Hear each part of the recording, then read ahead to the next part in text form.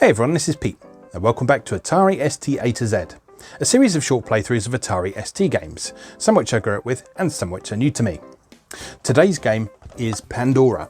This was a 1988 release from Telecomsoft's Firebird label, developed by Shahid, Ahmad and David Eastman, with graphics by Herman Serrano and Terry Green, I think that is, plus music by David Whittaker. Now, Pandora is an ambitious action-adventure that in some respects can be seen as a spiritual successor to Shahid Ahmad's Atari 8-bit game Chimera, which was a very well-regarded isometric perspective adventure in which you controlled a robot and you had to collect food and that sort of thing. I never got on very well with that, but yeah, I was sort of interested to learn a bit about the history behind it, because Shahid Ahmad, if that name sounds familiar, for quite a long time he was a very big champion of independently developed games for the PlayStation brand, and particularly on the PlayStation Vita. So I've always found it fascinating to go back to his old work and see how experimental it was, and that kind of makes a lot of sense how he got into what he was later doing as well. So I didn't get on too well with Pandora back in the day, I think largely because I was a bit young to sort of understand what was going on. So I've been keen to revisit it with a sort of more mature pair of eyes and hopefully figure out a little bit more about what's going on. And as I've got a package copy here, let's take a quick look at what's going on in here. So there's the front of the box. This is depicting the spaceship Pandora, which is a sort of, not sure what you call it, hydroponics or something. It's a spacecraft that's growing plants and things, but it's become infested by some sort of poisonous plant or something like that, and it's heading back for Earth, I think is the thing. So, in fact, I could read the story from the box, couldn't I? That would make a bit more sense, wouldn't it? So, here's the plot from the back of the box.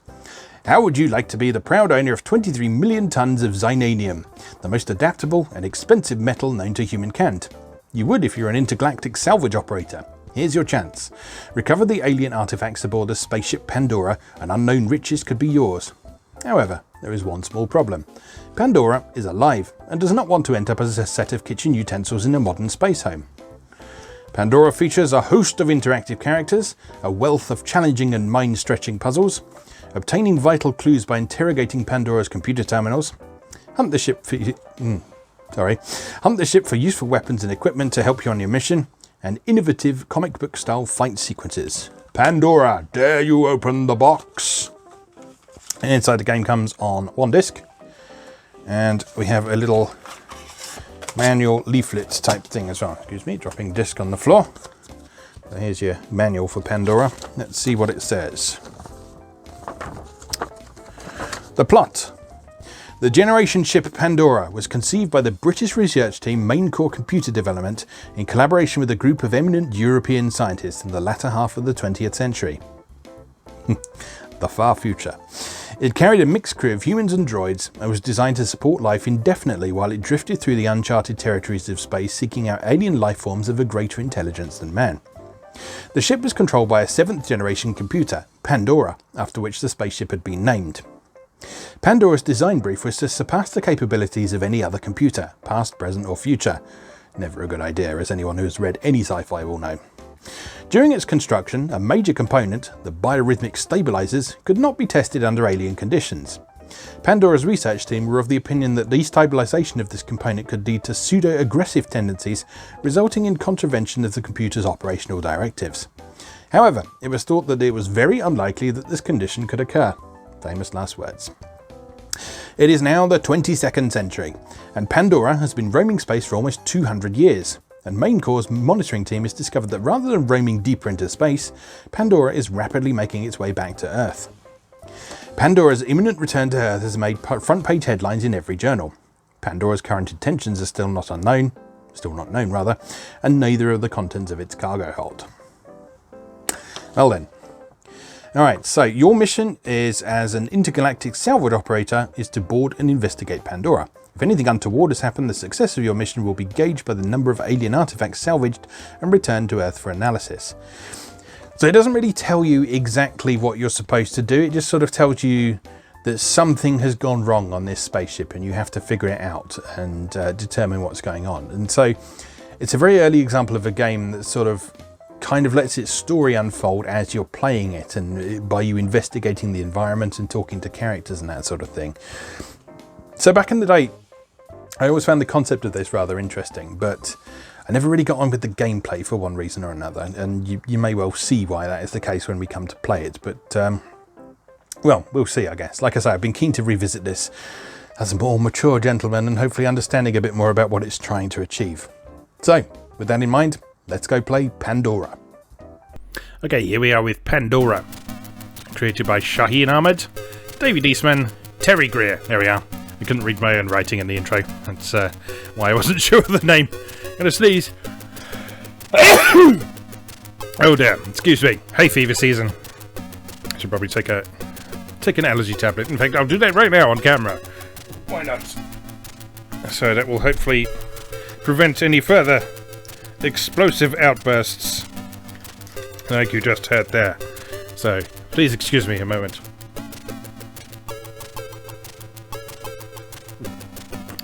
Right.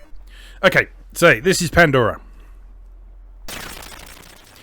The concept of this game, as we said, is that you are on a spaceship that is hurtling towards Earth, and bad things are happening. So, yeah.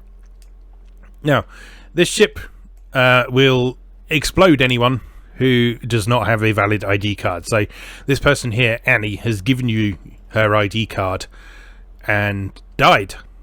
So that you can proceed around the ship and figure out what's going on. So, what we need to do then is wander around, search bodies, look at computers, come over here if you think you're hard. I do not. So, I'm going to pick that up and put that in my pocket. And put that in my pocket. I'm going to hold on to that as well. So, there's an interesting inventory system in this, where you have your backpack and you have your pockets, and then you also have whatever you're holding in your hand as well. So at the moment I've got the engineer's ID card in my hand, which means I can access his computer here and read his log, which says, "My sonic driver sure is a flexible tool." Right, there's a thing on that plinth there. So if I put the engineer ID back in my pocket and then walk up to this, I'm now holding this vase which I can stuff in my backpack. And one of the things you're trying to do in this game is to collect a bunch of artifacts. I believe that might be one of them.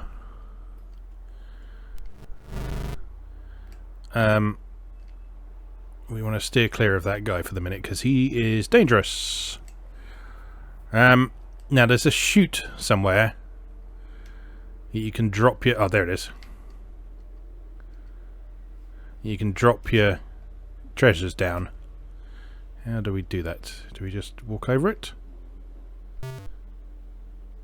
There we go. Okay, so let's drop the Vulcan vase down the chute. So, were I to finish the game... Oh, light coming in, apologise. My face suddenly appears to be bathed in nuclear radiation.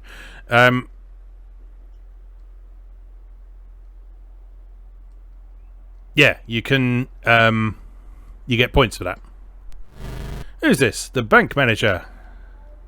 Can I interest you in a pension scheme? Not right now, no. Let me look at your computer. Defraud all customers with legally high interest rates. Well, that's not very nice, is it? Can we do anything with him? No. No, we cannot. Okay. Oh god, what the hell's that? It's a wacko brain is what it is. You can fight in this, and we will probably have a look at that at some point, but certainly to begin with you want to try and avoid combat as much as possible, at least until you can find yourself a weapon. More tasty product by PSI in a not too distant future. Look out for it. So there's a thief here. You can see on the status bar down at the bottom a character that you're standing nearby shows up on the status bar, and it also shows what they're carrying as well. So if you want to try and trade with them or just beat them up and take their stuff, then you know what you need to aim for. Mutant ice creature seems to be sensitive to sound waves. Okay, that's probably a helpful clue.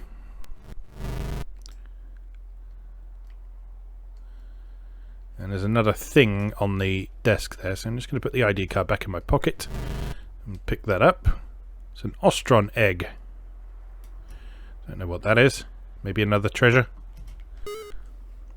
Pandora ship ranking: Captain, Commander, Lieutenant Commander, Engineer. Alright, let's say cleaning droid there. Carrying an electruncheon. So it is armed, so we probably just don't want to start a fight with that droid. What is going on in here? Oops. Ah, a margin stain. Okay, don't really know what's going on there. Looks like there might be another thing on this desk, though. Holding globe.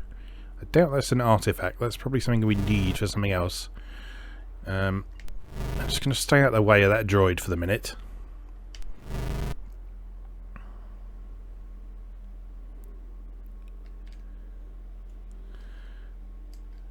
Come on, go through the door, please. Oh. Gonna have to follow him along very slowly now, aren't we? Because in a lot of cases, if you just walk into something that's carrying a weapon, then you will end up in combat with them, which you don't necessarily want to do. So let's just proceed along here.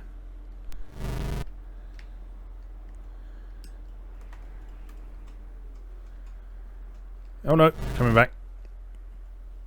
Alright, let's hide in here for a sec. Let him go past, and then we can sneak past him.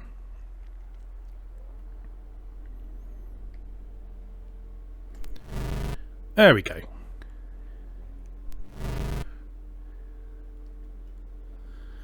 Right. I think already I'm actually quite a bit further in this than I ever got as a kid, because you may have noticed like the sort of punk hooligan wandering around, Ice Lord carrying thermolance. Now, it said it was sensitive to sound waves. I wonder if we can use the sonic driver on him. I'm going to leave him for a sec.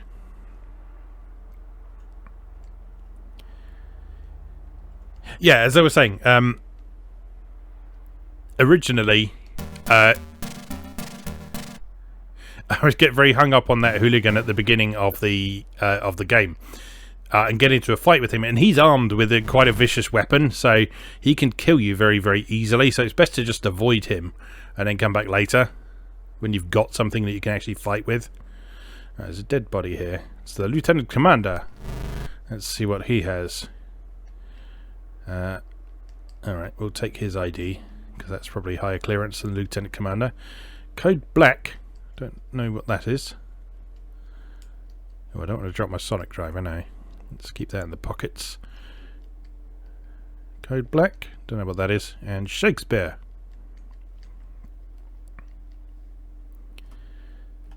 Alright, and let's hold on to the ID card so we can slap it in the computer. Someone should control that ridiculous orange freak.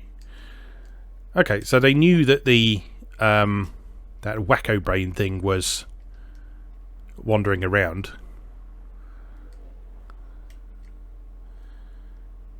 So he's not necessarily like evil or threatening or anything like that, but oh, ow. Oh dear. I stood a bit close to the force field there. Well then, let's try again, shall we? So yeah, it's very easy to die in this. Like literally, if you move at the beginning there, before Annie gives you the card, you die immediately. So, yeah. Stay well away from those force fields. Help me, I need a syringe.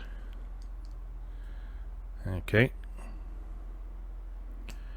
And let's try and find you a syringe.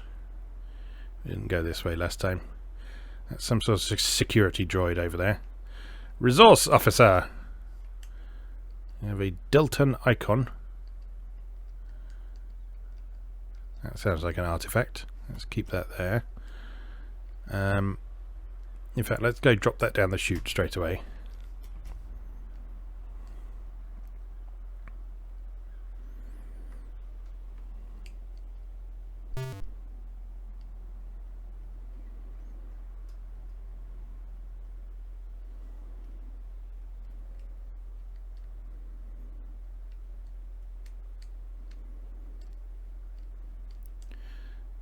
don't really want to get... Oh god, no, run away!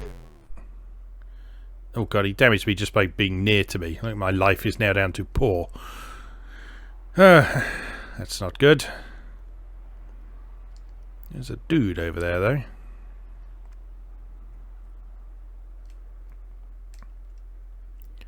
What does he have to say for himself? Oh well, here's a fight. And I'm dead. I will explain the fighting system when I'm not in a position that will just kill me immediately like that. Need a weapon. I think we need a weapon as a priority. So I'm not sure where the best place to go to find that is.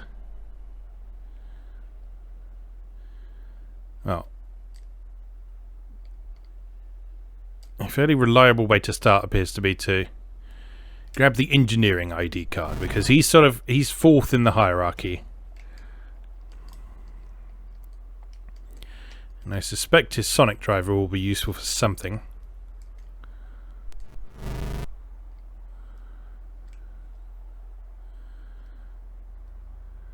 That's the bank manager. Here's a priest. May the Lord be with you. It's very, very threatening priest. I've taken his Bible. Just stick that in my backpack for now. Never know when you might need the good word of the Lord.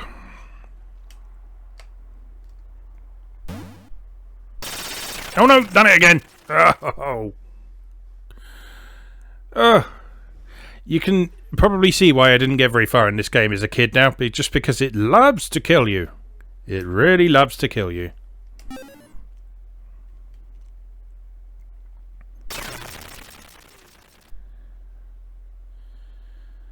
I want to figure something out though. She doesn't have anything else on her, does she? No. Okay.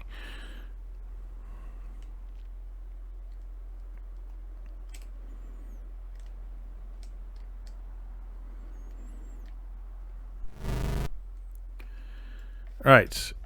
Give me your stuff.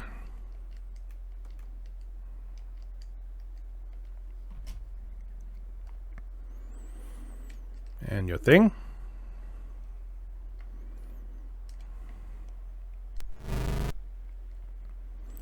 Sneak around this guy while he's spitting on a wall. Because he's a hooligan.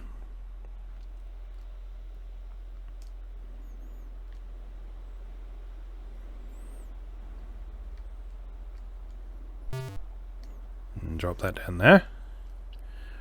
Okay, that's a start.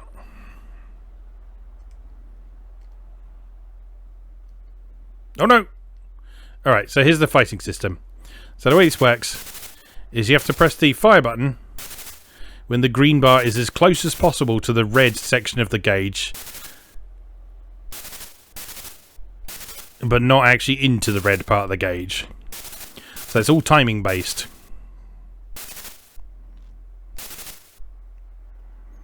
And as you can see, because the hooligan was armed with an iridium mace, he killed me because he was doing more damage to me. So I guess it's kind of vaguely RPG-esque combat, with a sort of timing mechanic added on top of that. Because it's all based on sort of behind-the-scenes calculations of how much damage you're doing and that sort of thing. Actually, I think the 8-bit versions of this game actually had a more conventional health bar, so it was a bit easier to determine how much damage you were doing.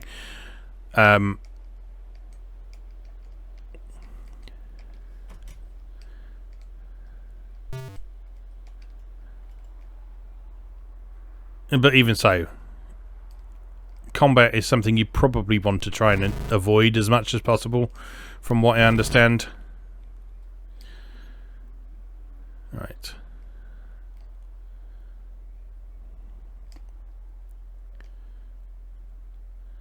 Let's drop this off.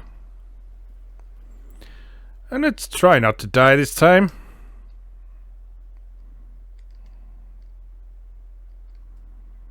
I don't think we've been this way, have we? What's over here?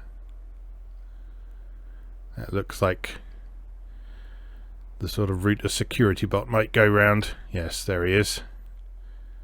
Let's see if we can sneak around this way. Another one there. Oh, a person.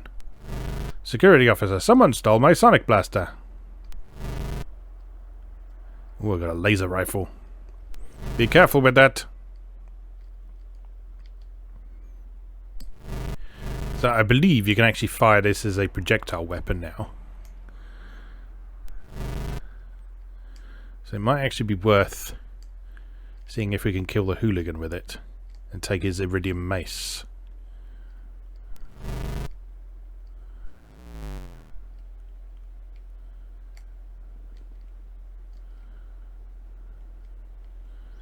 Right, so how does this work? Do we just press fire?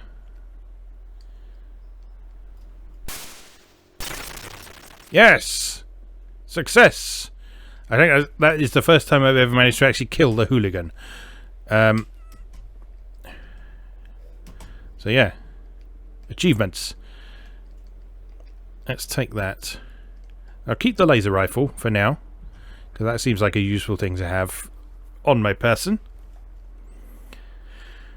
And let's... But presumably that will run out of ammunition at some point. Now, can we kill this thief? I know if you let him run into you, he will basically stab you and kill you. So I think you need to wait for him to stop moving. Is that a pawn mag on the bank manager's desk? I think it might be. Right, so you go there. I will shoot you and kill you. Oh, you got lots of stuff. Ah, and you got your sonic blaster as well. Right, so we can give that back to the security officer. Gold key sounds like something we probably want as well. Kryptonite? Artifact, maybe?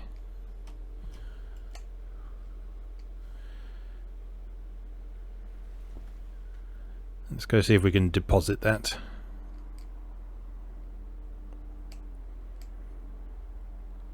Yeah, we're officially further than I've ever been in this game now. In that I've achieved something. Right. Kryptonite. Can we drop that down there? Yes, we can.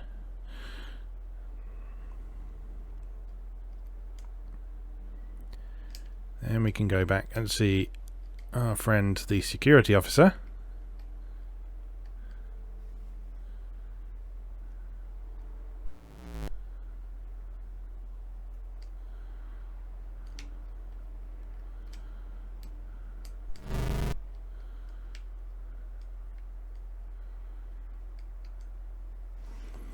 Get a few odd graphic glitches on scrolling here. Oh, ow, ow.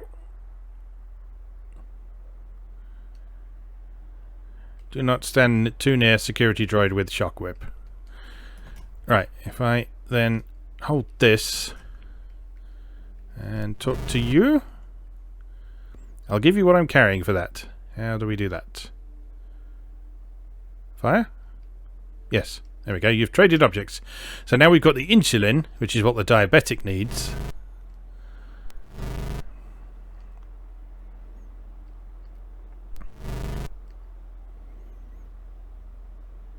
I don't know how you get life back. I assume there's like first aid kits or something you can pick up.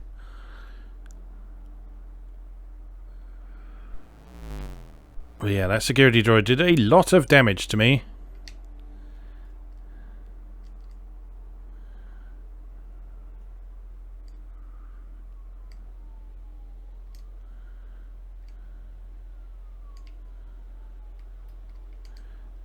I want insulin, but I need a needle first. Okay, so he needs a needle and the insulin. So we need to find that separately. Let's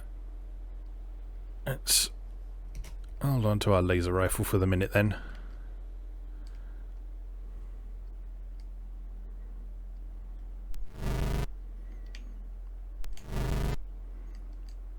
And we killed the bank manager. Oh, we can fight the bank manager.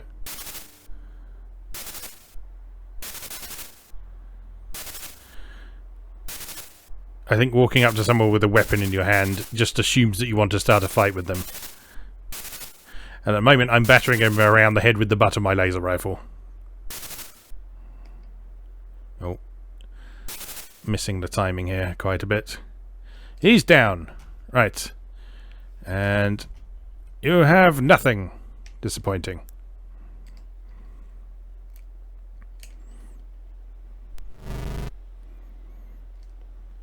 Maybe I put the laser rifle away for the minute.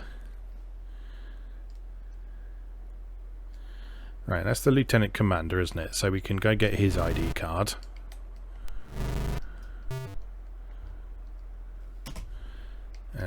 So swap that for the engineers thing. Take code black, whatever that means.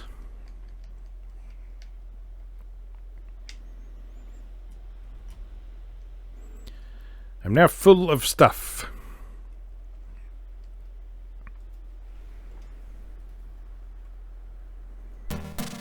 And enjoy the pianist's. The fact that he's playing a full rhythm section on his piano. Give me a drink and I'll play you a song.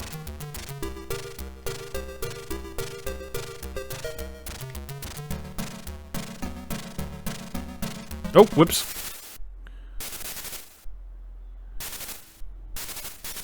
I did not mean to get into a fight with the pianist. But here we are. Oh well, I'm dead. Okay.